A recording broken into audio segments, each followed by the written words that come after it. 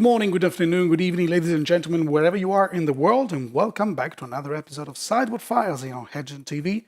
My name is Manuel, your host as usual. This time we talk about modern deck Traverse Shadow. We're going to do so with my good friend Joshua Bausch from Team Phoenix 404. Hello again. Welcome back to the show. Thank you. First things first, I would like to congratulate you for locking silver status. Thank you very much. I guess. How do you feel? I feel very good, despite the last proto not running very well for me. I still locked up the attendance points for hitting me silver. Nice. I'm glad for you. Thank you very much. I'm sure it's really feels like a huge accomplishment. Yeah, it's locking me for the next two Pro Tours. The next Pro Tour in Minneapolis, the Team Pro Tour, and the Pro Tour afterwards in Atlanta. And if I can manage to qualify via different ways, I can hold on to my silver invite for the next year. Fantastic. Yeah. I will try at the next PT. So yeah, I hope all you guys wish me luck. Sure. All right. So getting back to business, Traverse Shadow. Yes. So we're going to have a look at some sideboard plans here. We're going to go for a sideboard guide for some relevant matchups in the current modern metagame. But before doing so, let's have a look at the list. Main deck and sideboard. First, we can start with the main deck. Yes. So Traverse Shadow, not really new. This is a deck that has been around already for some time. The core of the deck is almost there, but there is this thing with the Delirium mechanic. Maybe you want to explain a bit what's going on here. Yeah, Traverse Ulvenwald is a 1-mana green card that can search for a basic land. Except if you have Delirium, that means if you have 4 different card types in your graveyard, you can search for any land card, not for just a basic land, and or for a creature. So you have cheap creatures in your deck, like Tarmogoyf and Death Shadow, and turn on Delirium via Street Wraith, Mishra's Bauble, and other cheap cards you have in your main deck. For example, discard as sorceries, and Fatal Push, for example, as cheap removal instant spells. So that gives you 4 different card types in your graveyard, and then you can search up for your big heavy hitters in form of Death Shadow or Tarmogoyf and win the game that way. Okay, so Delirium is pretty easy to activate with this build. Yes, it is easy to activate. Sometimes you have some problems, but most of the time you can solve it right away. You have it on turn 2 or turn 3. Turn 3 for sure most of the time. So then you can search up for anything you need. Some silver bullets off the sideboard or the main deck heavy hitters like the Shadow. Okay, all built around this basically to abuse Traverse the Ulvenwald. Yes, that's why you play the Street Wraith, the Mishra's Bauble. Mishra's Bauble is the artifact thing you need the most because it's a 0-cost card that can you sack right away, so it gives you the extra card type that's not an instant sorcery creature or land, but most of the time are the most common ones you see in tournament play. Okay. So, flexi slots or particular choices that you would like to underline in your 75? So the most outstanding thing in this list is the Autumnal Gloom. All right. Okay. It's a card that has the Delirium on its card printed itself. So we can get this on and get to the relevant side of the card. The normal side is just milling yourself and hopefully hitting Delirium. But if it's flipped, and it's flipping end of your turn, you get a 4/4 trample hexproof creature that's hard to kill without any sweepers. And there are not many creatures that outclass him at the moment. Or normally there is just a creature you can trade with. Okay.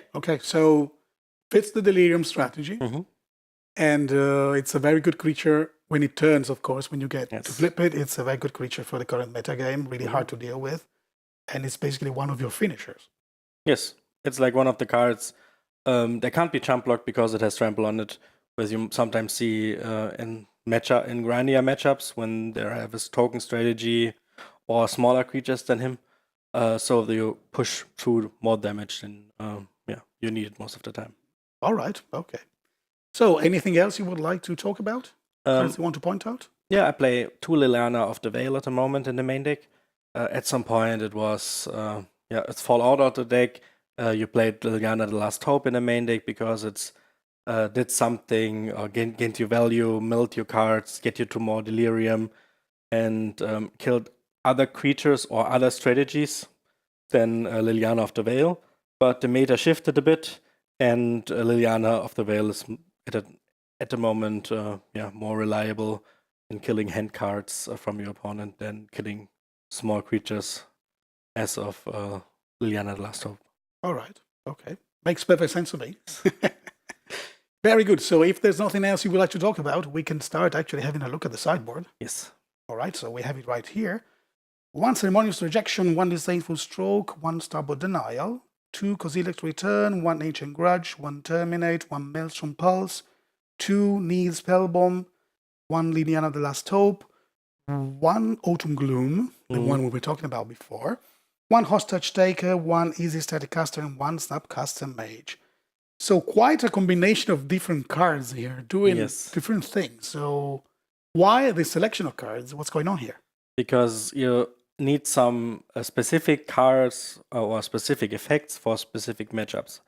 If you take the Counterspell package, we have 1 Rejection, 1 Disdainful Stroke, and 1 Denial.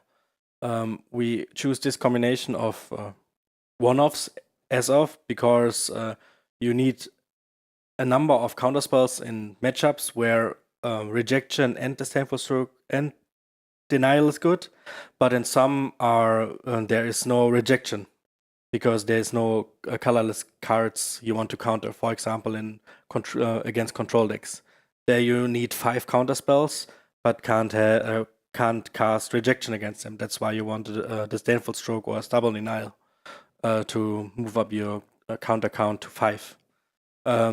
But then there are more combo-oriented decks, like Tron with going bigger, or KCI at the moment at the front, that you want more counterspells or more cheap counterspells to interact with them. And then there is Rejection, one of the best cards to have against them. Still, you bought in all the 3 counterspells against them because all 3 have an effect, but Disdainful Stroke is morely the second Rejection that can also be boarded in against some other not colorless based strategies. Yeah, so you have like sort of flexibility here. Depending on the matchup, you board maybe 2, maybe all 3, maybe only 1. I think all 3 maybe is pretty rare, but yes, it's like just one matchup where you have all 3. Otherwise, you have just the combination of some. Yeah, exactly. The way it suits you best. All right, so we also have sort of like raw here with a lot of removal stuff. Yes, we have a Kozilek's Return is just a sweeper I wanted to have in a sideboard. There are some go wide strategies. Sometimes they go too big. Some humans can go out of hand, but there are something like Affinity, for example, and problematic cards that come up at some point. And for that, you want to have Kozilek's Return in form of a colorless sweeper that can hit Edge Champion as well, because it's a problematic card for the deck. Then you have Ancient Grudge, just a removal for Hollow Ones and any other artifact that's out there. Cheap and has this flashback cost, so if you discard it to Liliana, you can still cast it out of the graveyard. You have then a Maelstrom Pulse and Terminate. These are removal spells, one for bigger creature that can't be killed by Fatal Push in form of Gomag Angler or Hollow Ones, and Maelstrom Pulse for catch all of permanents you want to get rid of. Yeah. A lot of Pyromancer tokens, for instance. For example, or multiple Hollow Ones that come down on turn 2 or 1. Sure. Okay. You don't have much graveyard hate, but you do have 2 like Neil Spellbomb. Yeah, because you can't have the biggest graveyard hate cards because you are a deck that interacts with or you need your graveyard as well because of the Delirium mechanic and of Tarmogoyfs. If you play something like Rest in Peace, many cards of your deck are shut down, like Traverse and Tarmogoyf, so you lose some percentage of your win conditions. So when you want to talk about graveyard hate, you have 2 options. Have Leyline of the Veil or a Neil Spellbomb that just get rid of the opponent graveyards. So we went with Neil Spellbomb because it's also an artifact that can turn you on Delirium, and can sack without cost. So you can use it whenever you want. Just drawing a card is the bonus effect of this card. All right. What about a Planeswalker, and what about another copy of the Autumn Gloom? The second copy is like for Grandia matchups because it's a reliable creature that can't be killed, and as we said, it's easy to turn on. And yeah. So there are matchups in which this one is really good. Yes, there are matchups in which this card is really good because they can't kill it, can't outclass it, and if they have more creatures than you, it's also a blocker that can always block forever. You can say because there's no pump spells in this format except for maybe Infect, but that's a whole other story. Okay. Liliana is a card that is so in a lot of sideboards. Not only the Shadow, I mean, it's that good in Modern at the moment. It's that good. It's a 3-mana Planeswalker. It can grind by itself because of its minus ability. And this plus ability kills so many creatures in this format. For example, mana creatures. And if you have this uncontested Planeswalker, the ultimate wins the game by itself. It takes some time, but if you assemble the infinite army of zombies, you eventually get there. Yeah, sure, definitely. So like taking a longer, grindier game, but this is the card that really shines when you're going for that kind of approach. Yes. All right. Last row, we have 3 creatures that do totally different things, and the one that surprised me the most actually is Hostage Taker. Yes, that's why is it there? That was an invention by Immanuel Gershenson. Because there was the mill control deck, with the lantern control deck was lantern control was a big thing, and this card could just get rid of Ensnaring Bridge if you play it. So it's like a tutable Ensnaring Bridge removal. Except for it can be used in the mirror for stealing Death Shadows or stealing other new bad artifacts like Wormcoil Engine, for example, getting rid of it, not giving them tokens. Sometimes it comes that you can cast the enemy's Wormcoil Engine, but that's a rare scenario. Rare scenario, but possible. But possible. Okay. You have to be optimistic. Yes. All right. So I understand the why it's there and mainly the bridge thing. I mean, the bridge thing. The bridge thing is the most important part. Really even huge. if Lantern is not that deck anymore because there is the rise of Tron. Yeah. It still comes up in the mirror, in Death Shadow mirrors, and it's still a value creature you can use quite easily. Yeah. And is a static caster is also another value creature, I would say. Yes, it's like pinging. It's like Liliana, but tutorable. So you have the traverse thing that if they play something small, you can shoot it right away. For example, Lingering Soul tokens. These are a problem for you. And if you play against a deck that has some token synergies or small creatures that go very wide, you have this tool to Mardu Pyromancer comes to mind straight away again. For example, Yeah. Okay, last but not least, one Snapcaster Mage. Yes, one in the sideboard because you have non-main deck. Normally this deck was a Junt-based deck. Now we have it a Sultai-based deck. So you could play it in the main deck, but you sometimes don't need it because you just hit with Tarmogoyfs and Death Shadow, and are not like into the grindy, just mill your spells like the Crixus version that has all the Snapcaster Mage and then has all the tools in the graveyard. You draw your tools, you tutor your creatures and win conditions, and then win from that point. And sometimes we need the Snapcaster Mage for extra value, for example, with counter spells or removals and Grandia matchups to bot it in and have an extra access to any card we already casted. Okay, playing versus control decks or decks that tend to set the game for a longer, for a slower pace because that's their strategy. Then you want to have this one. If you want to react to something, then you bought in the Snapcaster Mage. Okay. Very good. I think we said it all for the sideboard, so we can start talking about the matchups. So here we Yes. go with the sideboard guide. First matchup we want to talk about, blue-white control. Yes. First of all, favored or unfavored? It's like a mix. I think it's slightly unfavored because they have so many value in counter and removal, hard removal even in form of Path to Exile for your stuff that they sometimes can outvalue you. Cryptic Command, for example, counter draw is something you have to be aware of. But still, we're fighting with discard and counter spells, so we have a chance of being fast enough to slide under their sweeper. But if they're lucky, they hit a terminus and all your creatures are gone. So Yeah, sure. sometimes It's, you can't really do anything X for one against. there, right Yes. there. Sometimes you can't really do of them drawing their sweeper and casting right away because of the miracle trigger. But I think that's a winnable matchup.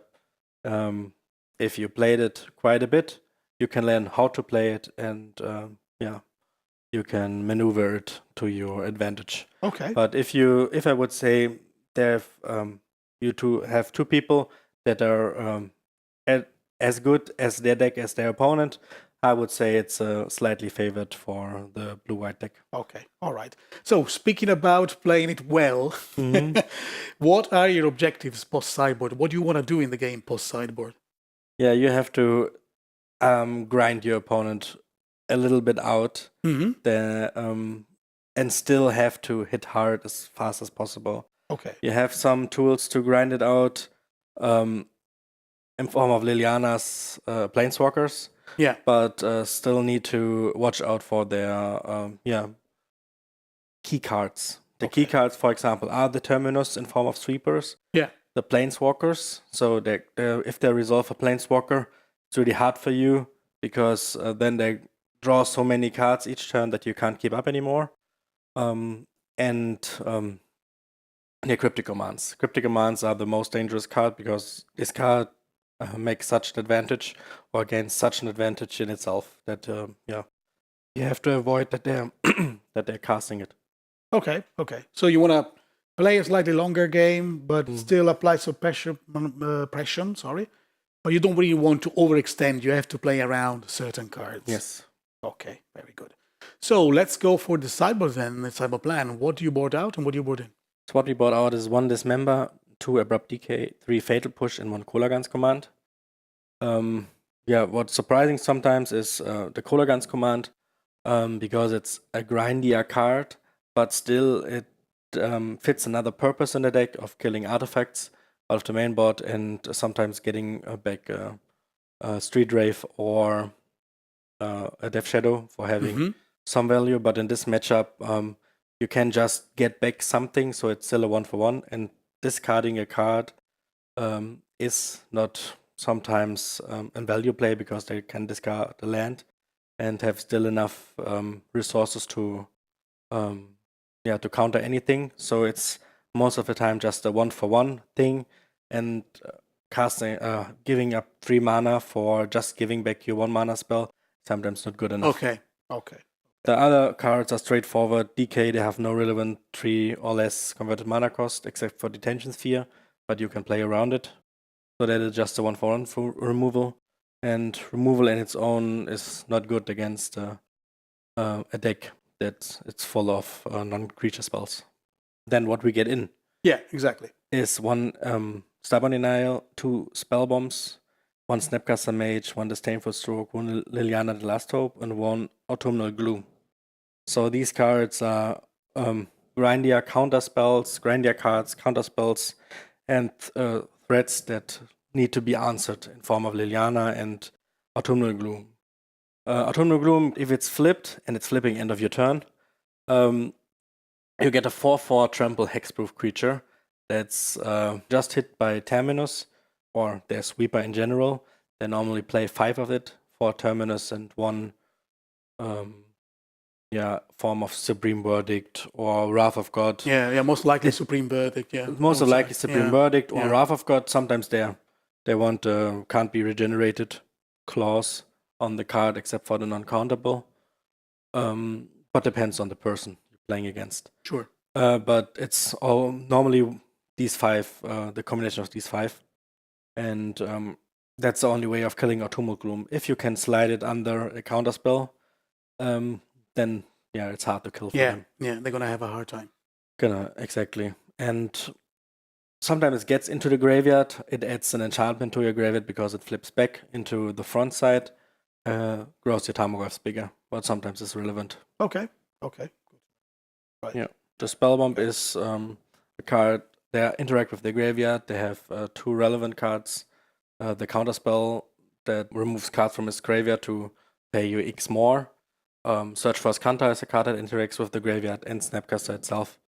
You can hit their cards that they have in their graveyard to interact with them and draw the card out of the effect of the Neil Spellbomb. Mm-hmm.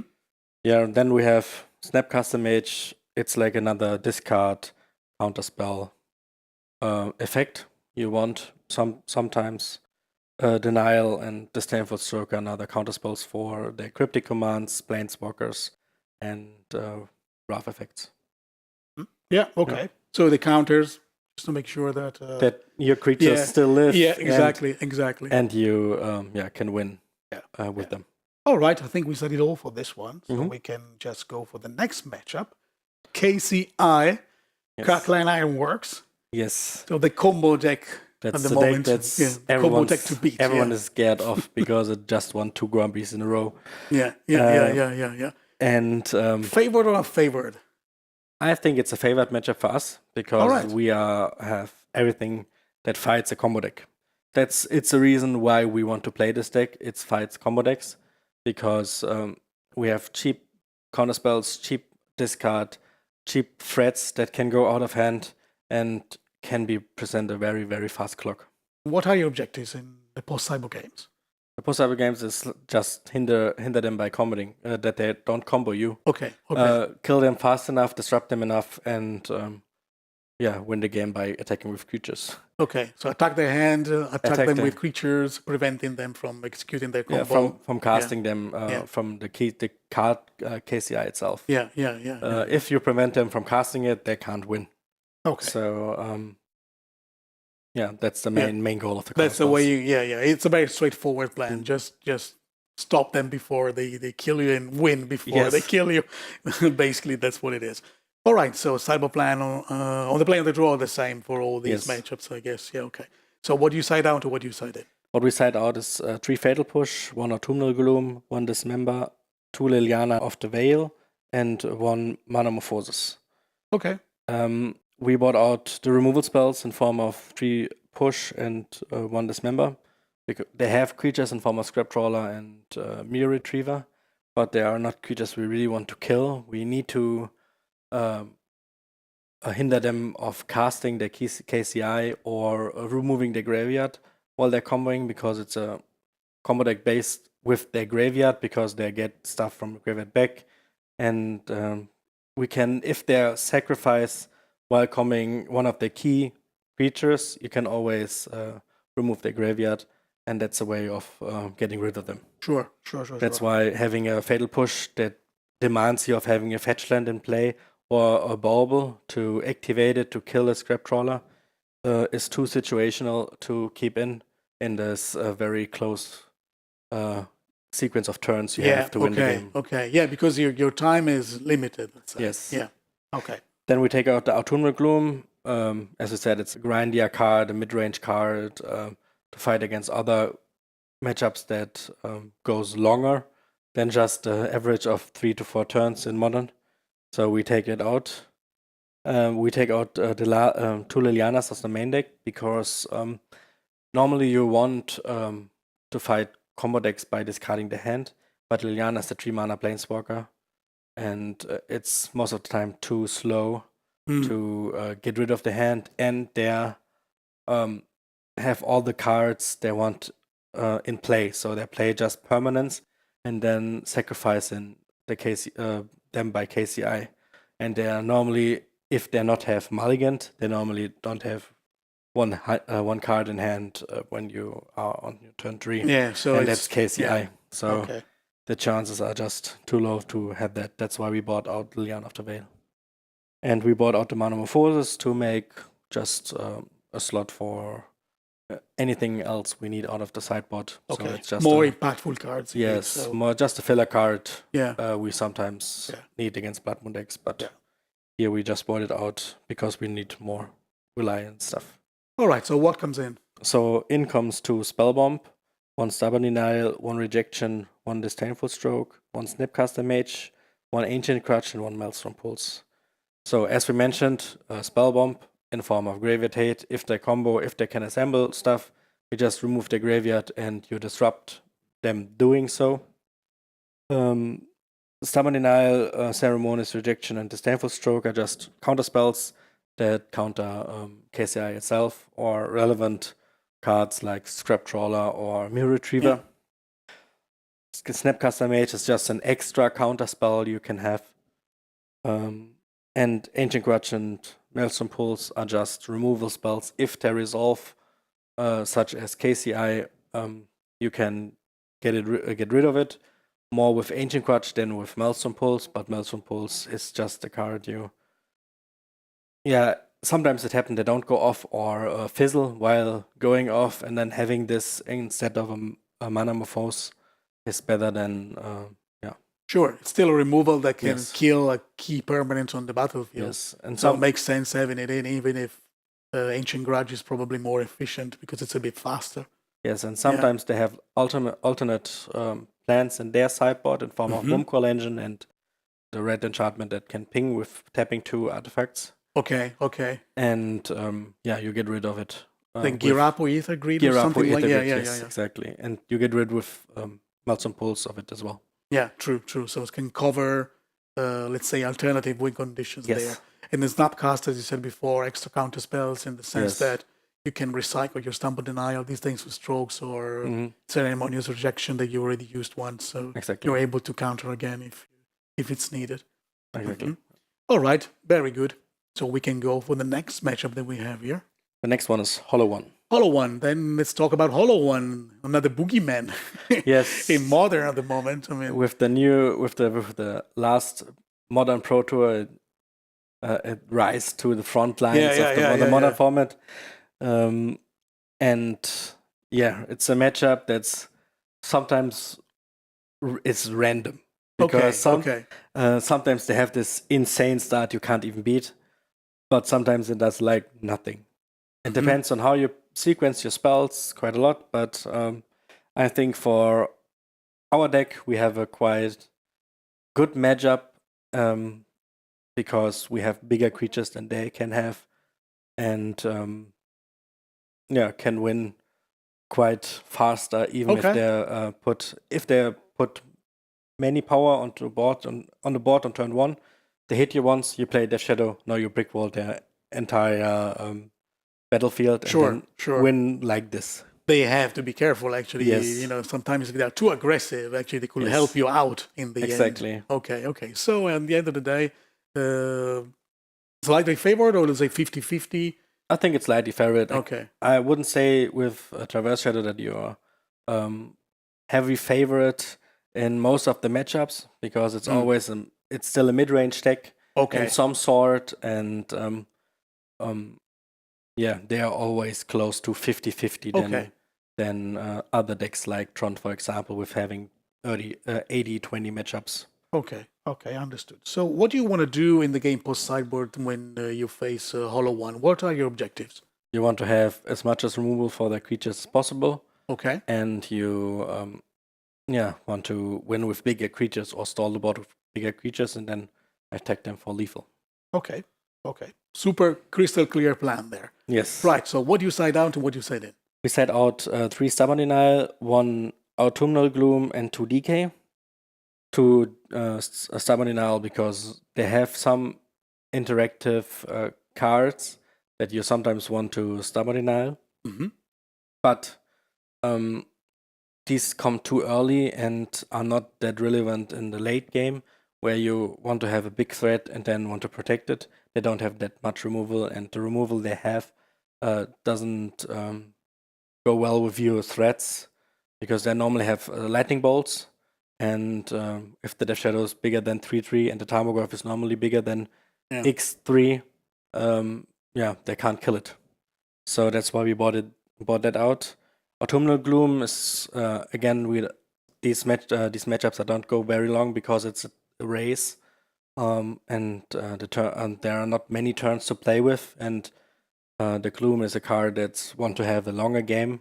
And you bought out the DK because DK doesn't interact with their creatures they're attacking you with. Yeah, it's not the removal you want to have in this matchup. Right, okay, so what comes in? In comes 2 Neil Spellbomb, 1 Terminate, 1 Ancient Crutch, 1 Maelstrom Pulse, and 1 Snapcaster. We still keep in the Fatal Push because they have creatures that you sometimes need to kill in form of the 1-drop they play that gets bigger by discarding cards. You have to kill it right away because otherwise it hits you for insane amount of damage. Yeah, sure. Even on turn 2. So we keep in the spell bombs for graveyard, hate, because they use the graveyard as well. They have cards like Bloodgast and Flaming Phoenix that they come back out of the graveyard with. And even they play Gomag Angler, and if you exile the graveyard, you delay that card. Sure. By much. Yeah, it's very hard to cast it. Yes. Yeah. We have a Terminate. Bring in the Terminate because it's a removal spell for any creature we can see. We bring in the Ancient Crutch. It's a 2-for-1 removal against Hollow Ones. Just a 2 mana and a 1 mana answer for Hollow Ones if they bring it. We have 1 Maelstrom Pulse for getting rid of sometimes Blood Moons. They bring out of the sideboard, or for Gomag Angler or Hollow Ones as well. Sure. And we have a Snapcaster Mage again for another removal spell. Yeah. To recycle the extra resources that you bring in. Right, okay, I think we said it all for this one as well. So we can go for humans. That's another big deck now in the modern metagame. Yes, humans came out of nowhere. It won a SCG Open by Colin Smullen, and then exploded onto the scene. Okay. So it even evolved from having like a straightforward Coco plan to now a Vial plan. Okay. And now got even the new card out of M19, the Militia Bugler, that can finds another human in the top 4 cards. So now it can grind, probably. Yeah. At least play a little bit longer. Longer game. Yeah. Okay. So favorite or unfavorite, what do you think? We have many cheap removal spells, bigger creatures again, and they can go big as well, and can go a little bit wide. But if you can trim their specific cards, you can kill all their stuff because they don't have any grind ability, except for the new Militia Buckler now. But not everyone is playing them now at the moment. So if we go 1-for-1 and 2-for-1s, we have in the main and in the sideboard, then we have a slightly favored matchup. Okay, so you can gain a little advantage there. Yes. Yeah, it's grinding a bit. Yes, bigger creatures and cheap removal spells combined with a little bit grindiness can win you the game. Okay, so what do you want to do in the game post-sideboard? What are your objectives? We want to go more into the controlling route, removing the creatures one by one, and win the game by controlling the board. Okay, so more removals, more spot removals, and having some more grindier effects to you take control of the board and basically of the game because their game is all on the board in the end. Yes. Yeah. All right, pretty clear. So what do you side out and what do you side in? So we side out a 3 Summon Denial because they don't have any non-creature spell in their main deck. Except for the Aether Vials, but usually you don't get it on the first turn, and if they're on the battlefield, they are still there and can't be countered anymore. Sure. We cut 4 Thoughtseize because they'll play their hand very fast, and losing 2 life to get rid of a 2-drop or another creature card in the graveyard is not worth it. We still have Inquisition of Kozilek. It has the same effect and doesn't cost any life because all the creatures are converted mana cost 3 or less. So it will hit anything we want. And we cut the Gloom again because it's, again, a game, a matchup where it doesn't go that many turns and it can shine in this matchup. Okay. Yeah, you don't have time actually to let's say get the maximum value from that card. Yes. Okay. So what goes in? So in goes the Terminate, a Snapcaster Mage, a Maelstrom Pulse, the Hostage Taker, the Liliana, the Last Hope, 2 Kozilek's Return, and the Izzet Static Caster. Quite a lot of stuff. Yes. It's like more removal spells in form of Terminate, Maelstrom Pulse. The Snapcaster Mage for another removal diversity card. We have the Hostage Taker. It's a tutable. You can a tutable card that can remove any creatures with +1/+1 counters on it on the battlefield when it comes down, and then you can cast it. So you just steal a creature from their battlefield, and you can steal like something like Champion of the Parish when it's got very big, and just play it on your side, and then block with it. Sure. Generate advantage and then card advantage. Yeah. And then we have Liliana the Last Hope. At some point, all their creatures are very small when they don't have any +1/+1 counters, and just picking them up at some point from there and there. And then we have Kozilek's Return. It is a static caster for sweeperish-like effects to kill a wider board state. By pinging them, or okay, because they could have multiple copies of the same creature, or something. They have this fantastical image, for example. Yeah. Is a static caster just targets it and it dies. Yeah, dies. Yeah. And Kozilek's Return just hitting 2 or more creature at some point for 3 mana is.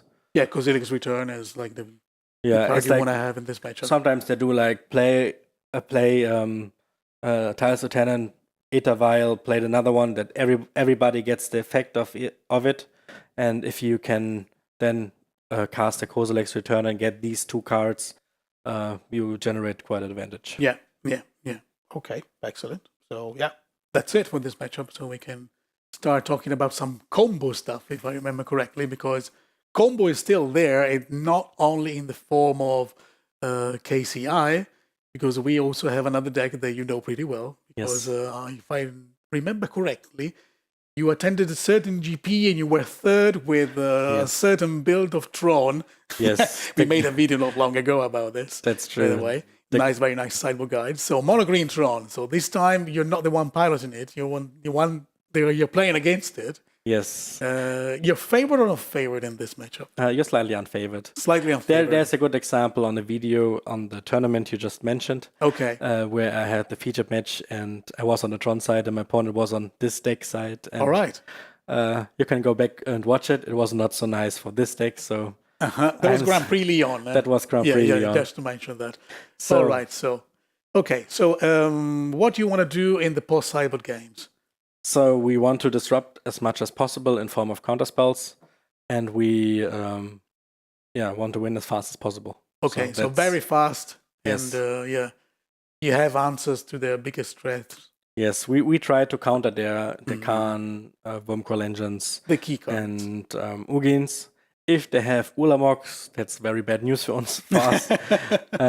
You can counter it. You have the tools to counter it in form of Ceremonious Rejection and Stainful Stroke, but still they remove 2 of your threats normally. Sure, because there's a trigger that just goes into the stack when it's cast. On the cast trigger. Yeah. You can't hinder them by resolving that trigger. Sure. So that's one of the better matchups, I would say. Okay. It's not slightly unfavorite, it's like bad, I would say. Okay. One of the worst matchups you can actually encounter. Yes. All right, so still, you have to try to do your best. Yes, we have to try to win it. What do you side out and what do you side in? So we side out removal spells in form of 3 Fatal Push and 1 Dismember, because they have no creatures we want to kill. And we bought out Autonomous Gloom. Again, that's a game where the card can't shine, because the game is not that long. Okay. So that's a card we bought out. And for what we bought in 1 Rejection, 1 Disdainful Stroke, 1 Stubborn Denial, 1 Snapcaster, and 1 Ancient Crutch. Yeah, fits your plan. You want to have all the counter spells? Exactly. We want to have the counter spells. The creature, our creatures want to hit very fast, very big, and sometimes we have to get rid of Oblivion Stone or want to kill their expedition maps. So want to hinder their game plan from resolving in form of hitting their combo in form of three different Ultralands. Yeah. Okay. Right. So not much more to say. I mean, No, they have a very straightforward plan. So you have also a straightforward counter plan, let's say. Yes. Right. Okay. So we move from combo to another territory, more mid-rangey thing, with the last match we want to talk about in this sideboard guide, Mardu Pyromancer. This is another deck that is pretty popular. Yes, but it rises from Magic Online, from a guy named Self Isaac, who just played this deck up and down, got many modern trophies with it. All right. In the league, and then got picked up by pro players for the Pro Tour, and now it's, I think, the mid-range deck to go. So it's the new Junt, I would say. Okay. Junt is not so popular anymore, and Tarmogoyf fell out of its spot. Yeah, So because of Fatal Push, probably. Exactly. Because of Fatal Push, and now Mardu Pyromancer is the mid-range deck to go. All right. And your matchup against Mardu Pyromancer, favored and favored? Because they have a good amount of removal spells, it can get hard to grind against them, because they gain value in form of making tokens. But we have a good plan against them, so I would say we can be slightly favored in this matchup. Okay. Right, so objectives in the game's post-sideboard, what do you want to do? So we have discard spells in form of Tortoise in the main deck. We want to hit their Bedlam Revelers, because these are the cards they gain advantage from. And we want to just kill their Young Pyromancer as fast as possible. Okay. But while we are hitting with our bigger creatures, they will have many tokens to just jump block us and buy time. Sometimes they have Blood Moon in the main deck or even in the sideboard, so we have to watch out for that. Okay. And have Abrupt Decay or Fetch for our basic lands. And win the longer, grindier game plan with your Planeswalkers. Okay. So this is going to be a longer game. Yes. Be prepared for that, and also beware about Blood Moon, because that is a key card that can really you play shut down many non-creature spells, non-creature land, non-basic lands. lands. Yeah, the mana base of Traverse Shadow is pretty greedy. We can say that. So Blood Moon is a card you have to watch sometimes out. If they have a Blood Moon, you can't cast any spells. You have to watch out for it. All right, very good. So what do you side out? What do you side in? What goes out first? What goes in afterwards? We bought out 1 Stubborn Denial and 4 Inquisition of Kozilek. Because it's a grindier matchup, we want to have the less efficient discard spell out of the deck. Okay. And that's Inquisition of Kozilek. Okay. The 2 life that we lose from Trotsys doesn't matter that much in this matchup, because they don't have that fast of a clock, but can be able of discarding the Bedlam Reveler is a key in the matchup. Yeah. That's why we want to keep in the Trotsys. Okay. We bought out 1 Stubborn Denial, because sometimes it's relevant to have a counter spell, but they don't have that much of key non-creature spells that you want to counter.